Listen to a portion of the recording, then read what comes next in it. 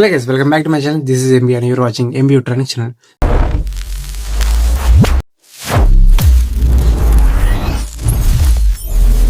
Previous వీడియోలో RTL design engineering గురించి క్లియర్గా నేర్చుకున్నాం కదా. ఆర్టీఎల్ డిజైన్ యొక్క రోడ్ మ్యాప్ అనేది క్లియర్గా అర్థమైంది అనుకుంటాను. సో దాంట్లో మనం డిస్కస్ చేసుకున్నాం ఏమేమి నేర్చుకోవాలి, ఎలాగా RTL design engineering from scratch to advance లెవెల్లో అవ్వాలనేది క్లియర్గా ఎక్స్ప్లెయిన్ చేశాను మీకు. ఏఎల్ఎస్ఐ డొమైన్లో మీరు డిజైన్ వెరిఫికేషన్ ఇంజనీరింగ్ అవ్వాలనుకుంటే so follow these steps. Okay, so beginner స్టేజ్లో మనకి ఫౌండేషన్ అనేది చాలా ఇంపార్టెంట్. అదే డిజిటల్ ఎలక్ట్రానిక్స్లో మీరు ఏమేమి నేర్చుకోవాలంటే కాంబినేషన్ లాజిక్స్ ఉంటాయి, muxes, encoders, decoders, adders, sequential లాజిక్లో కూడా మనకి ఫ్లిప్ ఫ్లాప్స్, కౌంటర్స్, రిజిస్టర్స్ ఇవన్నీ ఉంటాయి. ఈ యొక్క డిజైన్ వెరిఫికేషన్లో మనకి ఫస్ట్ వన్ వచ్చేసి డిజిటల్ ఎలక్ట్రానిక్స్లో మీరు ఫండమెంటల్స్ అనేవి స్ట్రాంగ్గా ఉండాలి, రైట్. నెక్స్ట్ వన్ వచ్చేసి వెరిలాగ్ ఫండమెంటల్స్ అనమాట. సో దీంట్లో మనకి వెరిలాగ్ కూడా ఇన్క్లూడ్ అయ్యి ఉంటుంది. ఓకేనా. ఆర్టీఎల్ అయితే మీరు వెరిలాగ్ గురించి ఇంకా కొద్దిగా డెప్త్గా నేర్చుకుంటారు. దీంట్లో ఏంటంటే మనకి అంత డెప్త్గా ఏం అవసరం లేదు, కొన్ని కాన్సెప్ట్ అనేవి ఉంటాయి.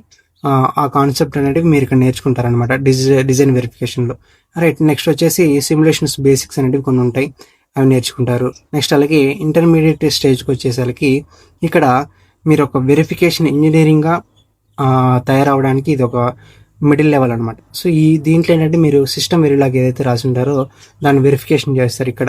So logics, bits, integers, always plus combinations, next అలాగే dynamic arrays, struct, enum, packages, interfaces, everything you can verify in this particular stage. Okay.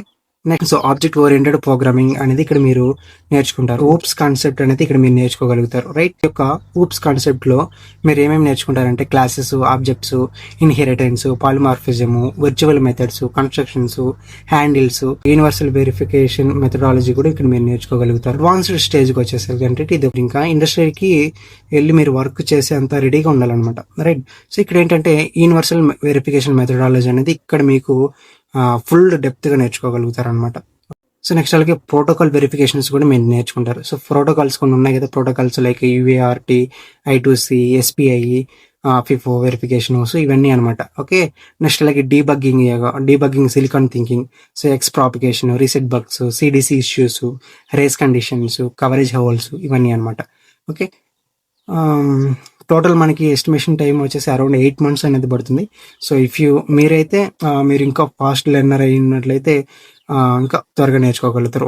One thing ఏంటంటే మీరు ప్రాక్టీస్ చేసి బాగా నేర్చుకోగలిగితే ఈజీగా నేర్చుకోవచ్చు. డే బై డే మనం ఏమేమి నేర్చుకోవాలనేది ఇక్కడ షెడ్యూల్లో చేసి ఉంది. సో ఒకసారి చెక్ చేద్దాం. సో మంత్ 1, సో ఫస్ట్ మంత్లో ఏం నేర్చుకోవాలంటే డిజిటల్ ప్లస్ వెరిలాగ్ ఫండమెంటల్స్ అనమాట.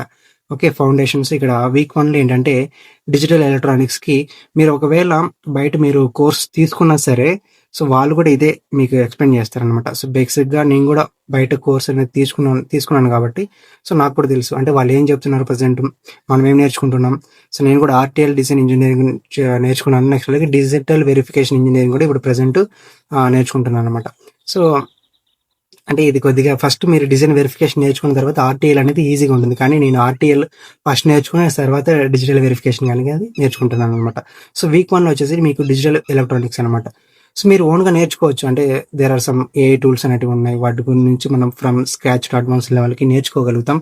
కానీ మనం ఏదైనా ఇండస్ట్రీకి వెళ్తే మనకి వెరిఫికేషన్ అంటే ఇవి సిమ్యులేషన్స్ చేయడానికి మనకి ఈ యొక్క సాఫ్ట్వేర్స్ అనేటివి యాక్సెస్ ఉండవు. సో అది అందువలన మనం ల్యాగ్ అయిపోతుంటాం. ఓకే. అదే కానీ మనం బయట ఏదైనా కోర్స్ తీసుకున్నట్లయితే వాళ్ళ లైసెన్స్ అనేది ఇస్తారు. సో ఆ లైసెన్స్ ఇవ్వడం వలన మనం ఈజీగా ప్రాక్టీస్ చేసి సిమ్యులేషన్స్ అనేవి రన్ చేయగలుగుతాం. సో అలాగనమాట. సో వీక్ 1 చూసుకుంటే డిజిటల్ ఎలక్ట్రానిక్స్లో సో ఈ యొక్క కాన్సెప్ట్ అనేది మీరు నేర్చుకోవాలి బాగా. నెక్స్ట్ వీక్ 2 ఈ యొక్క కాన్సెప్ట్ మీకు ఈ యొక్క PDF లింక్ అనేది డిస్క్రిప్షన్లో ఉంటుంది. నెక్స్ట్ అలాగే ఫస్ట్ కామెంట్లోనే పిన్ చేసి ఉంటుంది, you can download from that link. Okay. So weak 1, week 2, week 3, month 2లో ఏం నేర్చుకోవాలి, సో ఇలాగా డే టు డే ఏం నేర్చుకోవాలనేది క్లియర్గా మెన్షన్ చేస్తున్నాను. ఓకేనా. సో మీరు నేర్చుకోండి ఫ్రమ్ ద స్క్రాచ్ టు అడ్వాన్స్గా. ఓకేనా. సో మీకు ChatGPT ఉంది, క్విన్ AI ఉంది, గ్రోక్ ఉంది, ఫ్లెక్సిబిలిటీ ఉంది, సో చాలా ఉన్నాయి కదా ఈ చాట్ బాట్స్. సో వాటిని యూజ్ చేసుకొని మీకు తెలియనివి నేర్చుకోండి. ఓకే బాస్, మేము బయట పర్చేజ్ చేసుకుంటామంటే ఓకే బాస్, నో ఇష్యూ. మీరు కూడా అక్కడికి నేర్చుకున్నా, మీరు అక్కడికి వెళ్ళి చెప్పినా కూడా వాళ్ళు చెప్పేది కూడా ఇదే, ఏం తేడా ఉన్నది. కాకపోతే ఆ యొక్క లైసెన్స్ టూల్స్ అనేవి యాక్సెస్ ఇస్తారంతే. ఓకే. నెక్స్ట్ ఫేజ్ 3 వచ్చేసి అడ్వాన్స్డ్ లెవెల్‌లో మీరు ఇక్కడ నేర్చుకునే దానికి ఏమేమి కాన్సెప్ట్ నేర్చుకుంటారనేది క్లియర్‌గా మెన్షన్ చేస్తున్నాను. Okay. So, now coming to the so, మీరు బాగా నేర్చుకున్నారు. Intermediate, middle basic level, intermediate level, advanced. So, మేము బాగా నేర్చుకున్నాం బాస్ అంటే, so, then you can build some project boss. Okay. కొన్ని ప్రాజెక్ట్స్ అనేవి బిల్డ్ చేయండి. ఓకే. మీరు చేసినటువంటి ప్రాజెక్ట్స్‌ని మీకు ఇంటర్వ్యూలో అవి మిమ్మల్ని హెల్ప్ చేస్తాయన్నమాట రెజ్యూమేకి. రైట్. సో, మీరు ఏదైనా ఇంటర్వ్యూకి వెళ్ళినా కూడా వాళ్ళు అడిగేది ఫస్ట్ మీరు ఏమైతే ప్రాజెక్ట్ చేస్తున్నారో వాటి గురించి క్లియర్‌గా ఎక్స్‌ప్లెయిన్ చేయమంటారు. ఏదైనా ఇండస్ట్రీకి వెళ్తే వాళ్ళకి కావాల్సింది ఏంటంటే నాలెడ్జ్డ్, నెక్స్ట్ అలాగే స్కిల్డ్ పర్సన్ మాత్రమే కావాలి. అందులో ఇది VLSI కాబట్టి వెరీ టఫ్ అనమాట. సో, బీ ప్రాక్టికల్, బాగా ఆలోచించి లాజిక్‌గా ఉండాలన్నమాట ఇది. Okay. Now coming to the interview preparation. So, interview preparation అనేది చాలా సింపుల్. ఈ యొక్క అంటే మీకు ఒకవేళ లాజిక్స్ ఇవన్నీ తెలిసి ఉన్నట్లయితే ఎక్కువగా ఈ యొక్క సిస్టమ్ వెరిలాగ్ గురించి, ఊప్స్ కాన్సెప్ట్ గురించి, సిఆర్వి గురించి, ఈవీఎం మెథడాలజీ గురించి సో అలాగ అడుగుతారనమాట. సో రౌండ్ 3 ఏంటంటే ఇంకొద్దిగా హై లెవెల్గా ఉంటుంది. ఓకే. సో అలాగా మీకు ఏ రౌండ్ వైజ్ ఏ క్వశ్చన్స్ అడుగుతారనేది కొద్దిగా క్లియర్గా మెన్షన్ చేస్తున్నాను. ఒకసారి వెళ్ళి చెక్అవుట్ చేయండి. I hope this video will be helpful to your preparation. I think if you have any doubts, let me know in the comment section. So and also please support our channel. ఇలాంటి VLSI domain గురించి, next అలాగే road map గురించి క్లియర్గా explain చేయడానికి I will try my best level. So please support our channel. Thank you so much and please like, share and subscribe. Share with your friends also. So ఎవరైతే prepare అవుతున్నారో అంటే VLSIకి రావాలనుకుంటున్నారో వాళ్ళకి road map అనేది తెలియకపోవచ్చు.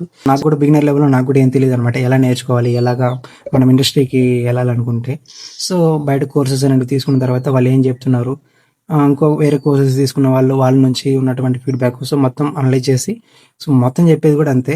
So మీరు ఒకవేళ perfect అయితే no problem. Okay. So ఇంకేమైనా సజెషన్ ఇవ్వాలనుకుంటే కామెంట్లో తెలియజేయండి. Thanks for watching. Thank you all.